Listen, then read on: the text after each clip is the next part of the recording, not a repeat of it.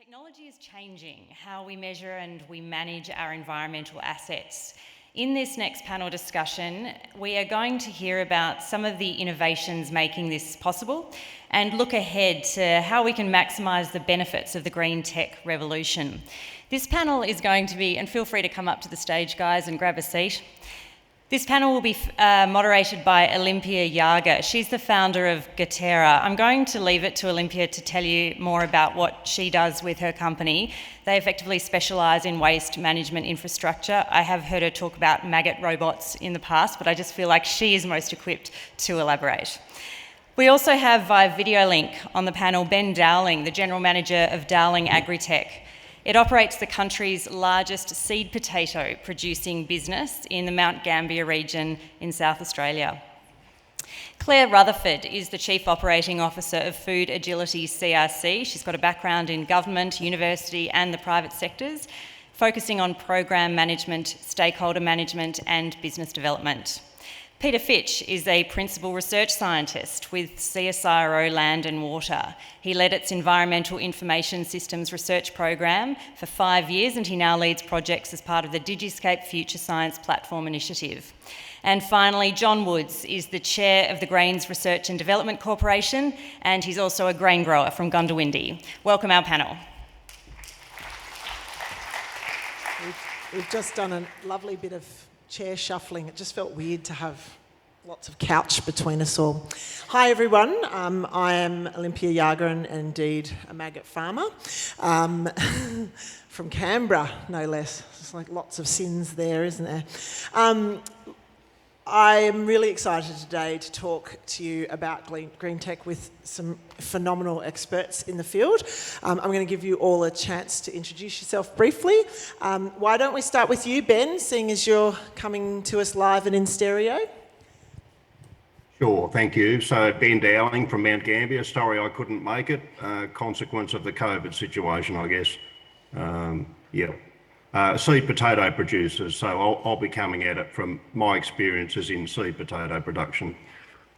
Great. And Claire? Yeah, hi everyone. I tell you what, there are a lot more people sitting up here than there were when I was sat down there, so I feel like you've expanded. So I'm the Chief Operating, we've already said it, Operating Officer of the Food Agility CRC.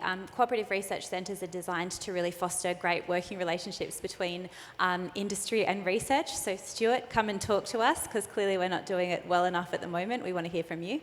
And we have an innovation portfolio at the moment of more than 30 projects looking at new digital technology to improve sustainability within the agri-food supply chain. So exciting time to be alive. Absolutely. Peter, tell us about yourself. Yeah, hi everybody. My name is Peter Fitch. I'm a research scientist with CSIRO. I'm a computer scientist, and for the last 5 years I've worked in the area of AgTech, developing technologies that provide digital solutions in the agriculture space. So hopefully some of the issues we talked about today in terms of landscape assessment, landscapes that provide environmental services, we're working in that space and happy to share some of those innovations today.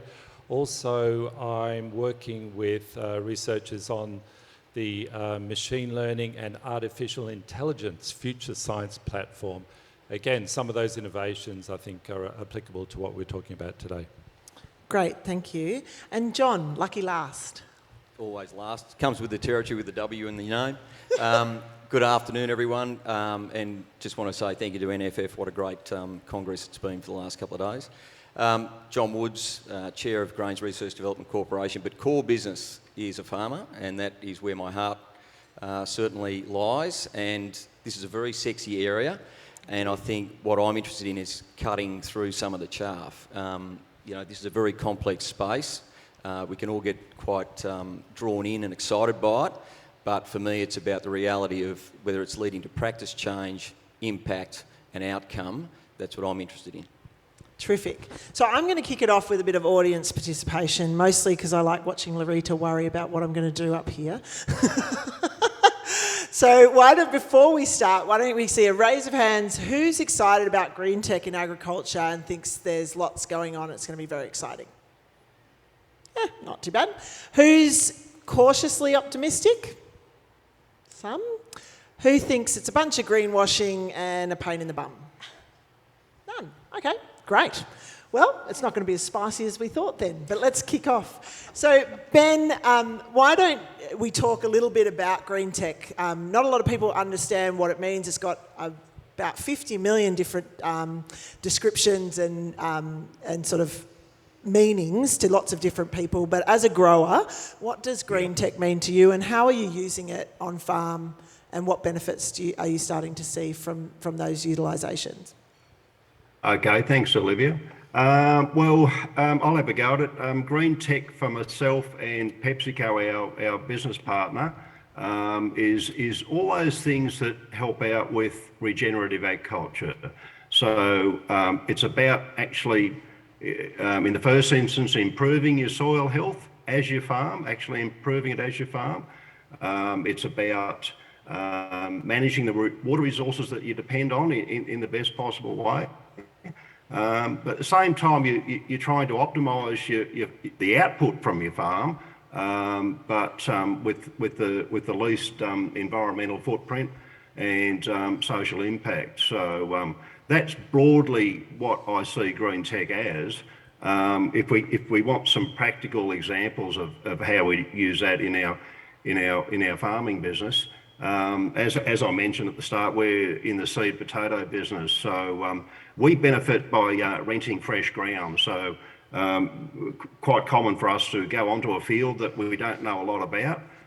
So the first thing we'll do is something like an Em38 survey, which is ground penetrating technology, which allows us to have a digital map of that field, depth to clay, topography of the field, and so forth. So some really good information on that allows us to get a handle on that paddock quickly.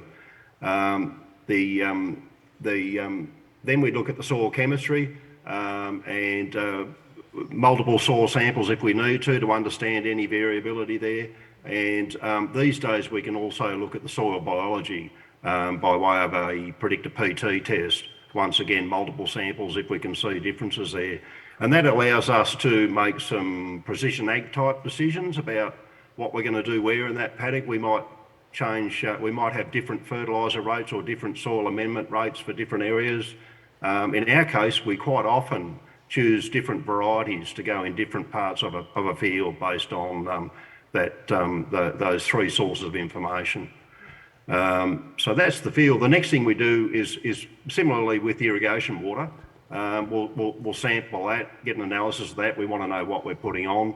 As far as irrigation practices go, we'll very often install a control panel on a centre pivot. We're centre pivot irrigators, and that allows us to variable rate irrigate. Once again, using the Em38 map as a basis for our pie chart, our irrigation pattern. Take it away from there.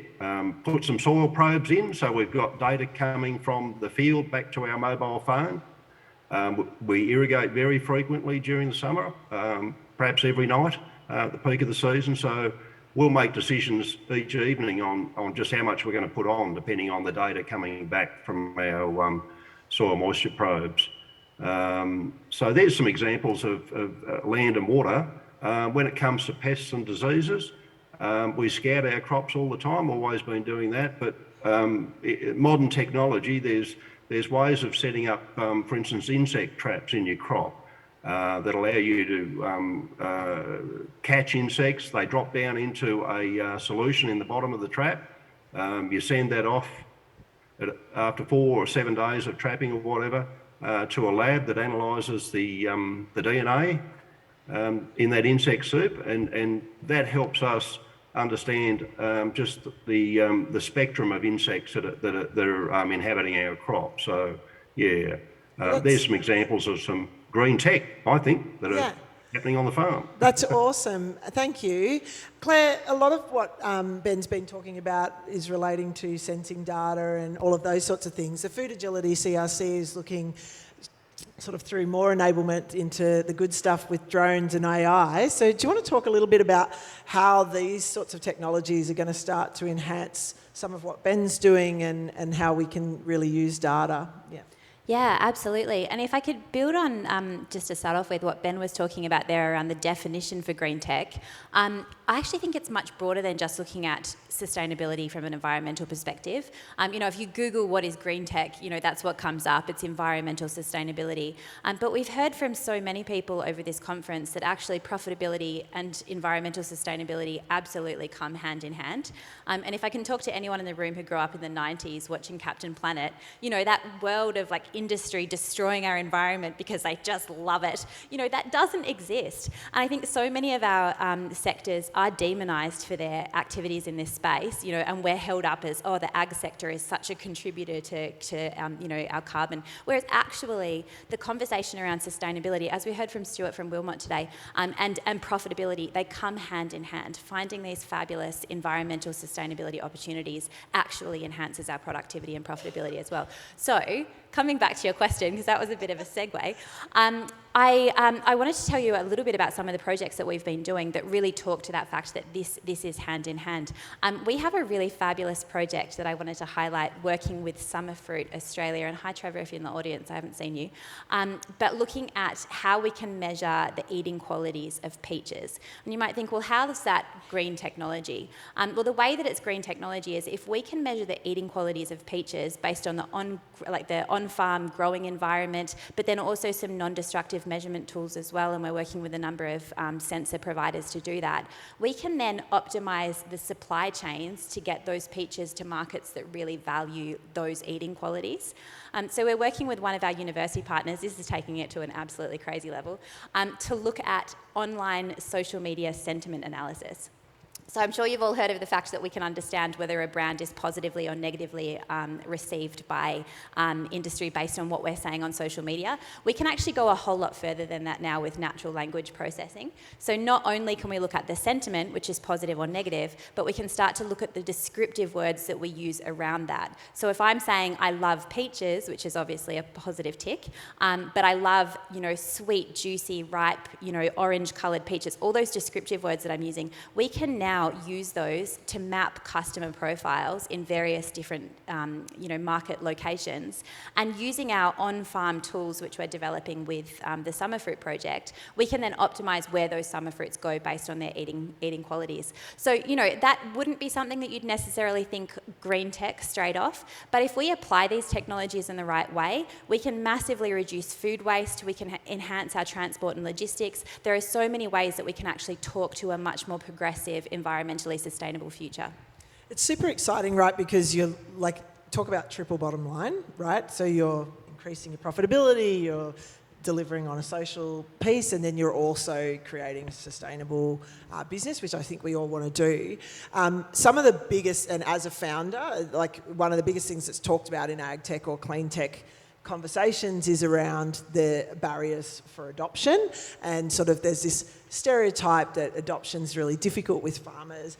Peter, you work a lot in this space and looking at data, and so do you want to talk to us a little bit about how the CSIRO looks at extension and adoption, and how you think about, because I think it's interesting that we can get all the way down to understanding how the consumer works. How do we start engaging with the industry in relation to adoption, and what does that look like? Yeah, look, that's a great question, and I work heavily in the tech world, but one of my adages is, this isn't about tech push, it's about solving problems. And I think green tech, ag tech is in that space.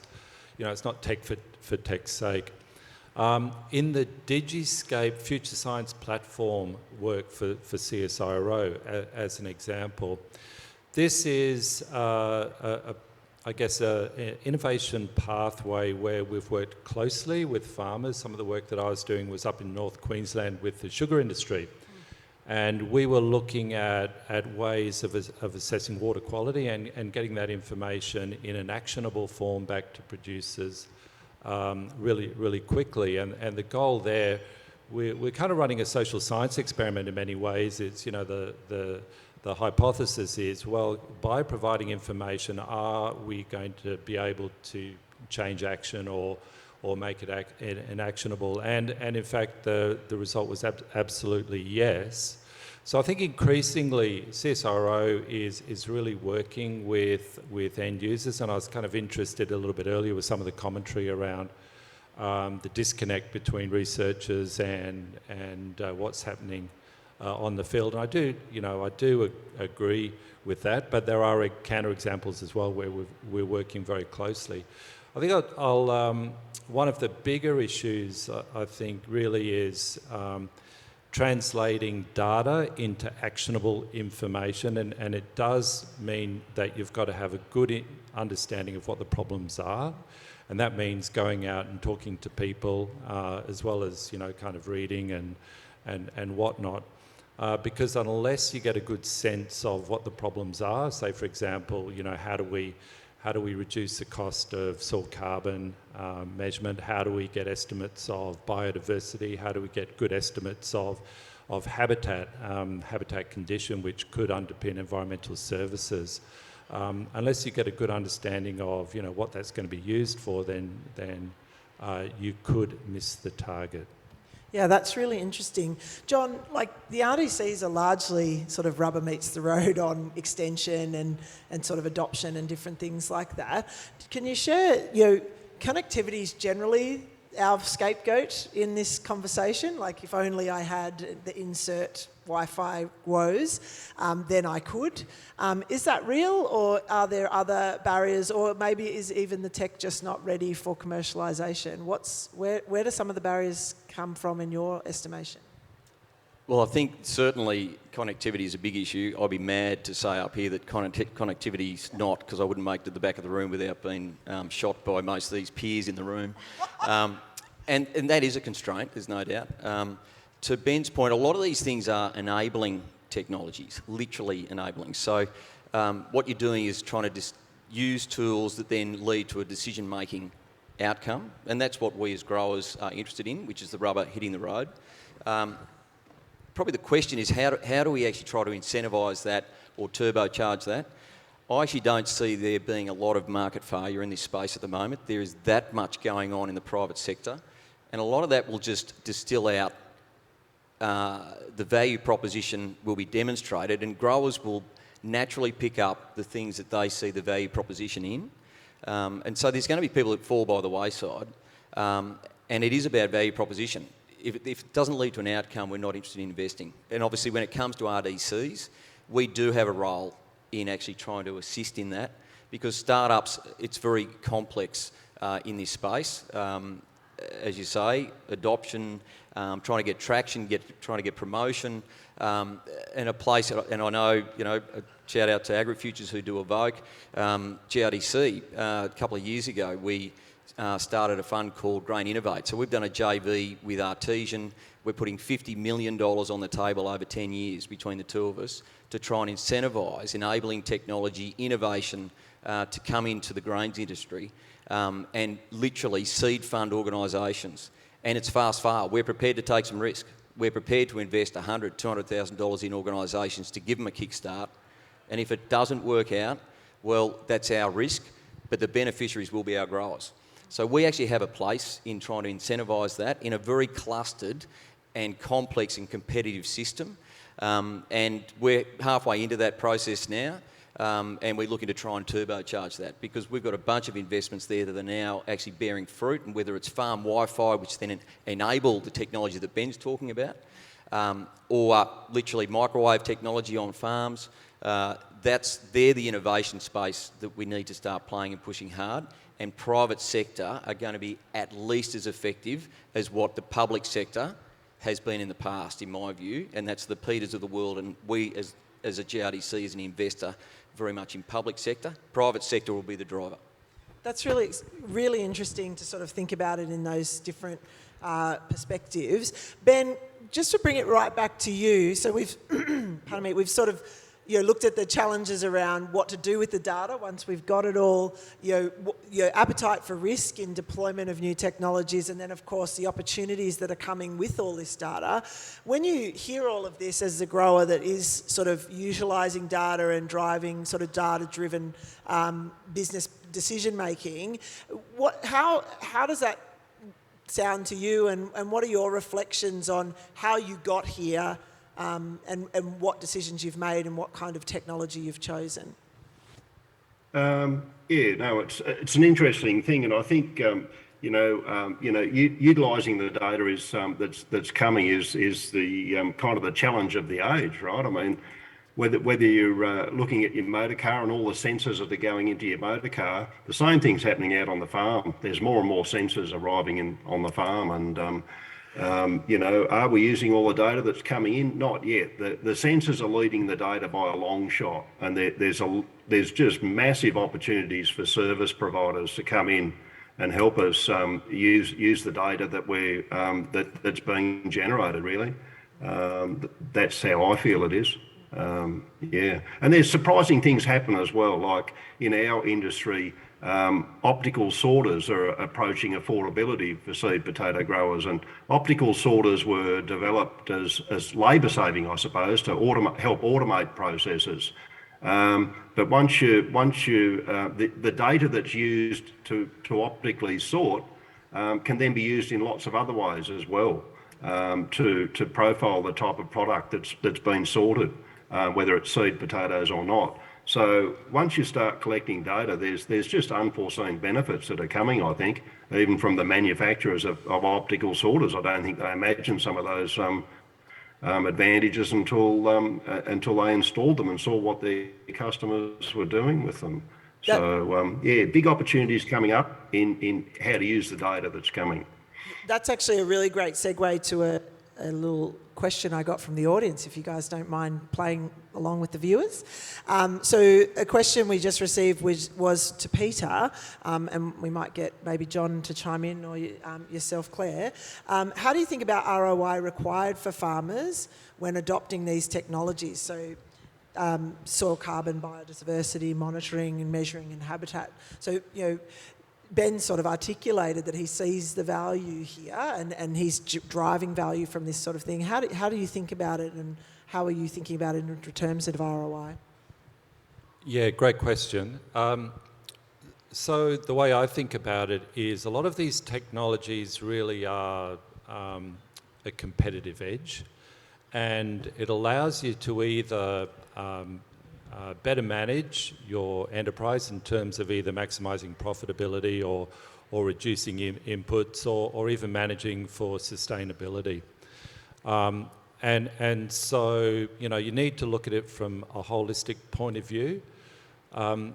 There are definitely concerns about the uptake of some of the digital tech. Look, the world is changing, and it's changing very rapidly, and it has been since 2015. And we've talked about the number of different data sources that are becoming available, and the types of algorithms. And we were hearing just a moment ago about natural language processing and how you can generate insights from text. I mean, these are, as a technologist, these are really, really cool.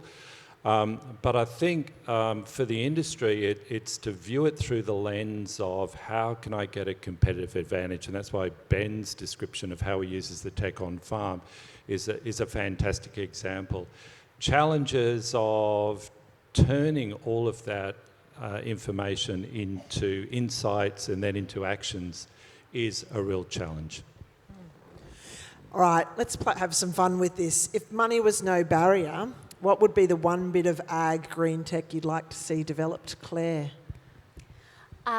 We're doing a lot of work at the moment in horticulture, artificial intelligence and robotics, and I think we have so much opportunity to grow that even more. We've talked a little bit over the conference about examples of the Netherlands, and I personally get really excited when we look at companies like Sundrop here in Australia and the incredible work that they're doing to optimise automation. So if it were up to me, I'd be building some kind of, all harvesting, all, growing robot of some description. So like Swarm Farm out of Emerald. Swarm Farm, exactly. Yeah. There's a little name drop for you. They're paying me a stipend. John, what have you got? What would you be buying or building? Declaring an interest. We're an investor in Swarmbot or Swarm Farm, so backing in that investment too. Look, probably two things. Firstly, the biosecurity issues. So I think that we could do a lot on a national framework around biosecurity, all the way down to farm level. And how that looks, it's extremely complex, but we do need an integrated approach. A lot of the technology that's coming online around monitoring and remote sensing, etc., and some of the, even just the supplement applications that Ben's got going on the farm, can be very applicable close to port, inner cities, moving to the agricultural regions, particularly the horticulture guys at the front line. There's some real opportunities there, but an integrated approach where we all get behind it nationally, state and our industries to try and back that in. I think we could actually do some really good stuff there, and technology's coming online, real-time monitoring all the time. And actually, so I'll just stop there because otherwise I'll end up taking up too much time. I know, it's one of those ones where you could just keep going. Nobody said maggot robot yet, and I've written that down. Go on, Peter, give it to us. Yeah, look, I'll talk about two examples. The first one really is there's a transformation happening in remote sensing capability, and it was good to see the announcement recently about Australian observation platforms from space. I think there are huge benefits to the industry of having purpose-built capability to assess some of the sustainability and landscape conditions. So that's the first one. Second one is there's a real challenge associated with data sharing, and we heard about that a little bit earlier. And so CSIRO's been doing some work on data sharing frameworks and privacy preserving approaches that would allow data to be shared. So say, for example, soil carbon data to be shared across the industry whilst preserving that commercial in confidence nature of that data, which allows you to build up a much more useful industry-wide perspective on what's happening.